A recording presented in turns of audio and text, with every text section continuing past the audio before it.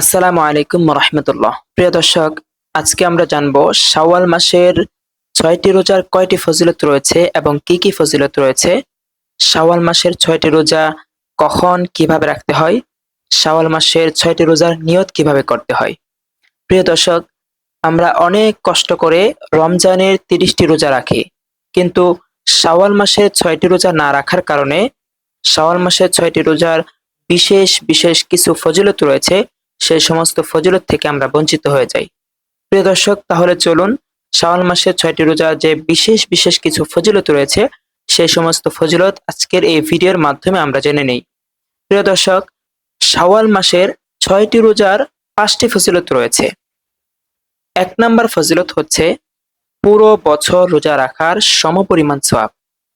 সহিহ মুসলিম রয়াতে বর্ণিত আছে, নবী করিম সাল্লাল্লাহু আলাইহি ওয়াসাল্লাম বলিয়াছেন, যে ব্যক্তি রমজানের ৩০টি রোজা রাখার পর শাওয়ালের ৬টি রোজা রাখলো, সে যেন পুরো বছর রোজা রাখলো। সুবহানাল্লাহি ওয়া বিহামদিহি। প্রিয় দর্শক, একটা বিষয় কি একটু খেয়াল করে দেখেছেন?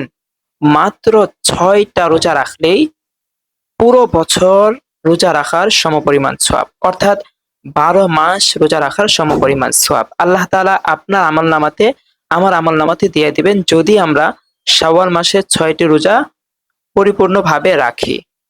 প্রিয় দর্শক, ২ নাম্বার ফজিলত হচ্ছে আল্লাহ তাআলার কাছে অতি প্রিয় নফল আমল। রমজান মাসের রোজা রাখার পর শাওয়াল মাসের ৬টি রোজা রাখার ধারাতে এটা প্রমাণ হয় যে আপনি এখনো পর্যন্ত আল্লাহ তাআলার ইবাদত করতে মশগুল আছেন।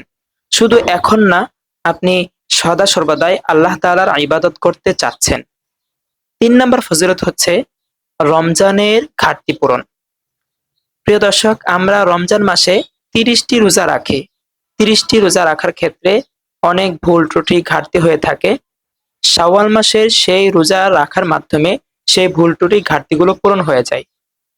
৪ নাম্বার ফজিলত হচ্ছে জান্নাতের পথে সহজ আমল। কম কষ্টে অল্প সময়ে মাত্র ৬ দিন রোজা রাখার কারণে পুরো বছর রোজা রাখার সমপরিমাণ সওয়াবের একটা সুযোগ। ৫ নাম্বার ফজিলত হচ্ছে তাকওয়া ও আল্লাহ ভীতি বৃদ্ধি পাওয়া। রমজানের ৩০টি রোজা রাখার পর শাওয়াল মাসের ৬টি রোজা রাখার কারণে ঈমান ও তাকওয়া আরো শক্তিশালী হয় এবং বৃদ্ধি পায়। প্রিয় দর্শক, তাহলে আমরা যারা যারা এখনো পর্যন্ত শাওয়াল মাসের রোজাগুলো রাখি নাই, আমরা এখন থেকে প্রস্তুত হব এবং শাওয়াল মাসের রোজাগুলো রাখবো। এখানে কয়েকটি প্রশ্ন আছে। আরেকটি প্রশ্ন হচ্ছে, শাওয়াল মাসের রোজা আমরা কখন কিভাবে রাখবো?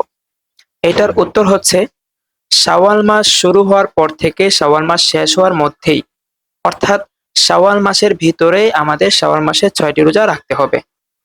শাওয়াল মাস যদি পার হয়ে যায় তারপর যদি কেউ রোজা রাখে শাওয়াল মাসে, তাহলে সেটা হবে না। অর্থাৎ শাওয়াল মাস শেষ হওয়ার আগেই, শাওয়াল মাসের ভিতরেই আমাদের শাওয়াল মাসের রোজাগুলো কমপ্লিট করতে হবে। আরেকটা প্রশ্ন হচ্ছে, শাওয়াল মাসের রোজার নিয়ত আমরা কিভাবে করব? প্রিয় দর্শক, শাওয়াল মাসের রোজার নিয়ত এটা খুবই সহজ, কঠিন কোনো বিষয় না, একেবারে সহজ। আমরা যখন রোজা রাখার জন্য সেহরি খেতে উঠব, সেহরি খেতে যখন উঠব, তখন কিন্তু আমাদের মনের ভিতরে একটা ইচ্ছা পোষণ হবে যে আমি শাওয়ালের রোজা রাখতেছি, শাওয়ালের রোজা রাখার জন্য আজকে সেহরি খাবো। এই যে মনের ভিতরে যে একটা ইচ্ছা পোষণ হয়েছে, সেটাই হচ্ছে নিয়ত। মুখে উচ্চারণ করে আরবিতে কোনো নিয়ত বলার কোনো প্রয়োজন নাই। আপনার মনে যে ইচ্ছা পোষণ হয়েছে সেটাই নিয়ত হয়ে গিয়েছে, তাতেই যথেষ্ট। প্রিয় দর্শক, এমন এমন বিশেষ বিশেষ আমল জানতে এবং যারা কোরআন শিখতে চান, কোরআনকে সহিহ শুদ্ধ করতে চান, অবশ্যই আমাদের ইউটিউব চ্যানেলটাকে সাবস্ক্রাইব করে আমাদের সঙ্গে থাকবেন।